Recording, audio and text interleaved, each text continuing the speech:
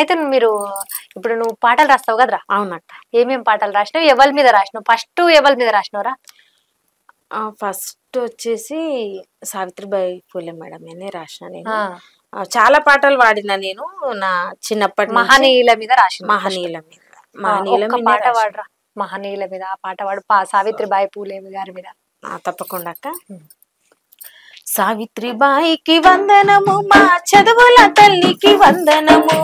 సావిత్రిబాయికి వందనము, మా చదువుల తల్లికి వందనము.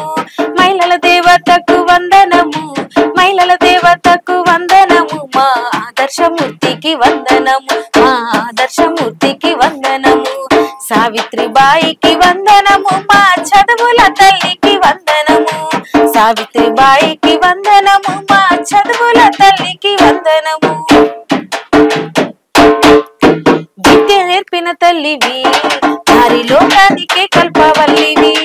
విద్య నేర్పిన తల్లివి, నారి లోకానికే కల్పవల్లివి. కష్టాలెన్నో పడి కన్నీళ్ళెన్నో ఖర్చు అవమానించబడినావు.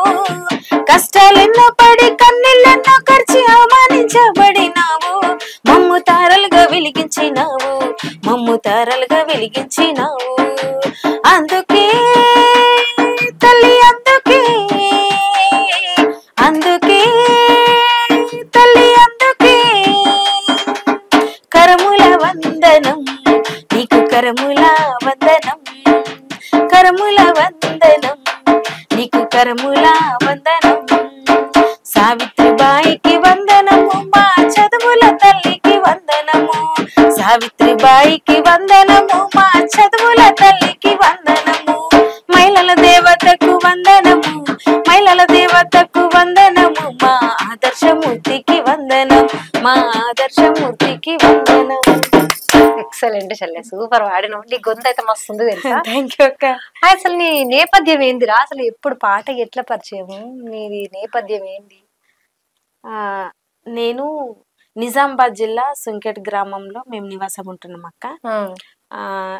చిన్నప్పుడే నాన్న దూరంగా ఉన్నారు. మాకు మా అమ్మకు దూరంగా ఉండడం వల్ల నేను, ఇద్దరు తమ్ముళ్ళు, మేము ముగ్గురం, ఇద్దరు తమ్ముళ్ళు, నేను, అమ్మ, నలుగురు ఉండేటోళ్ళు. ముగ్గురం, ఇద్దరు తమ్ముళ్ళు, అమ్మ, ముగ్గురం ఉండే వాళ్ళము. అయితే అమ్మమ్మ వాళ్ళ ఊర్లో నాన్న దూరం, అంటే చిన్నప్పుడు బాగా తాగుబోతాయి, ఇక్కడ వెళ్ళిపోయింది అక్క. ఇక మా అమ్మ ఇట్లాగే బీడీలు చేస్తూ పోషించేది, బీడు కార్మికురాలు. ఇక నేను కూడా అమ్మతో పాటు 3వ తరగతి నుంచే నేను కూడా బీడీ చేయడం అక్క, నేను చేయడం. అయితే నేను మన అంటే చదువు మానేసినావా? అప్పుడు చదువు ఏం లేదు అక్క. చదువుకు గవర్నమెంట్ స్కూల్లో చదవడము, పొద్దున స్కూల్ కి వెళ్ళడము, సాయంత్రం రాగానే అమ్మతో పాటు చేయడం, అమ్మకు సాయంగా ఉండేదాన్ని. అమ్మ ఏ పని చేస్తే ఆ పని కూడా చేస్తూనే ఉంటారు. గిన్నెలు తోముతూనే ఉంటాము, బట్టలు వింటే బట్టలు విండుతుండే. అంతే కదా, ఎవరైనా అంతే పిల్లలు. అవునక్క. ఉంటూ నేను చదువు మళ్ళీ కొనసాగించిన. మా అమ్మ నాకు, నేను అనేదాన్ని ఇప్పుడు అప్పట్లో చాలా 200-300-500లకు కూడా మేము బ్రతికే వాళ్ళం. అవును, అప్పుడు ఖర్చులు తక్కువ కాబట్టి తక్కువ వచ్చినా బతికేటోళ్ళం, బతికెళ్ళం. కానీ మా అమ్మ ఒక్కటి చేస్తుంటే నేను కూడా సహాయం చేయాలి. మా అమ్మ ఒక్కటి చేస్తుంది, మేము నలుగురం బ్రతకడం కష్టం కదా అక్క. ఏదో చిన్న ఇంట్లో కిరాయి ఉండి, అది కూడా ఇల్లు బాగాలేకపోవడము, సొసైటీలో చాలా అవమానకరంగానే బతికినని చెప్పాలనుకుంటే నాకు ఒక ఆలోచన వచ్చేది. మా అమ్మ ఎప్పుడు అంటుండే, మంచి చదువుకోవాలి బిడ్డ, ఈ బీడీలు ఇవన్నీ శాశ్వతం కాదు, నేను సాధ్యమైనంత వరకు చేసి బతికిస్తా, కానీ మీకు మీ జీవితాలు చాలా ఇంపార్టెంట్, చదువుకోవాలని హాస్టల్ వేసింది. హాస్టల్ వేసిన తర్వాత సోషల్ వెల్ఫేర్ రెసిడెన్షియల్ హాస్టల్లో, గురుకుల హాస్టల్. ఎందుకంటే అక్కడ 3 పుట్టలు అన్నం బువ్వ పెట్టేది కూడా కష్టం అనిపించింది. ఇక సరేలే అని వెళ్ళినాం. కానీ ఎంత పేదోళ్ళైనా ఇక అమ్మ ప్రేమ ఉంటది కదా, నేను ఉండా అని ఏడిస్తే వద్దు బిడ్డ చదువుకోవాలని హాస్టల్ వేసింది.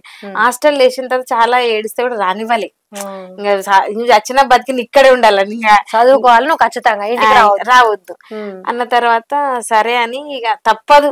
ఇక జీవితం మళ్ళీ అది ఎక్కడిక్కడనా ఒక 150 కిలోమీటర్ దూరం హాస్టల్.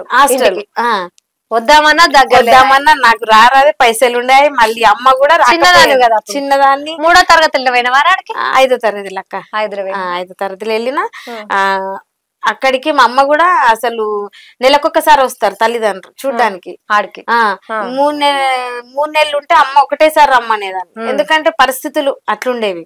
అక్కడికి వెళ్ళిన తర్వాత గురుకుల హాస్టళ్లలో చాలా అన్ని యాక్టివిటీస్ ఉంటాయి అక్క.